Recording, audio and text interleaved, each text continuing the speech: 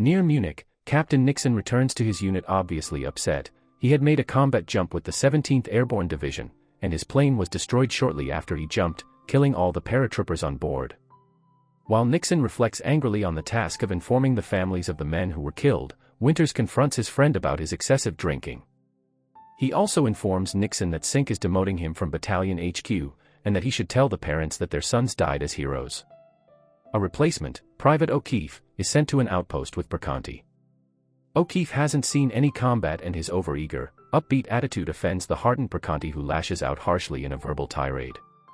He tells O'Keefe that he has spent 2 years away from home watching his fellow comrades die on the battlefield, and occupying Germany is the first time he has actually been able to relax. The company sets off to Landsberg, their new headquarters, to deal with SS whom Hitler has ordered to fight a guerrilla war in the Alps. Along the way, they witness over 300,000 newly surrendered German marching past. When they witness French soldiers executing 3 Germans, O'Keefe is shaken, but Perconti simply shrugs at him, while Liebgott looks smug. Nixon enters a German house uninvited in search of more liquor and breaks a picture of a German officer. The man's wife appears and gives him a cold stare.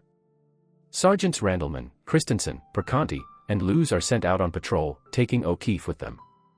On the edge of the woods they discover a German concentration camp. Perconti races back on foot to Landsberg to find Winters. Winters and the rest of the company arrive on the scene and see firsthand the appalling conditions the prisoners have been subjected to. Even Easy's most hardened and ruthless veterans, including Captain Spears, are horrified. Lieutenant Lipton orders the men to bring blankets and give the prisoners any food or water they are carrying. Liebgott translates the account of one prisoner who tells them that they are all Jews, Poles or Gypsies, considered undesirable by the Germans. A few days before, the SS guards burned some of the prisoners alive in their huts. When others resisted, the guards began shooting at them, then fled, leaving the survivors behind. All the prisoners are near death, seriously ill or starving, some so weakened that they literally fall over as they try to approach the Americans. Perconti comes upon O'Keefe, who has broken down into tears at what he has seen, but ultimately leaves him alone. Easy rushes back into the village of Landsberg and gathers food and water for the survivors. When the local baker protests at their clearing out his business, Webster angrily threatens him at gunpoint and accuses him of collaborating with the Nazis. Rushing back with supplies, the men of Easy distribute them to the prisoners. However, when Colonel Sink arrives with the battlefield surgeon, Winters and Nixon are told they must not continue feeding the survivors. The surgeon claims the survivors' vital systems are unable to handle massive food intake, and they need to be closely monitored during their recovery. The prisoners are forced to remain inside the barbed wire fence of the camp, to prevent them scattering from the area and potentially spreading diseases. That evening, back at Battalion HQ, Winters tells Nixon that camps like the one they found are being uncovered all over Eastern Europe.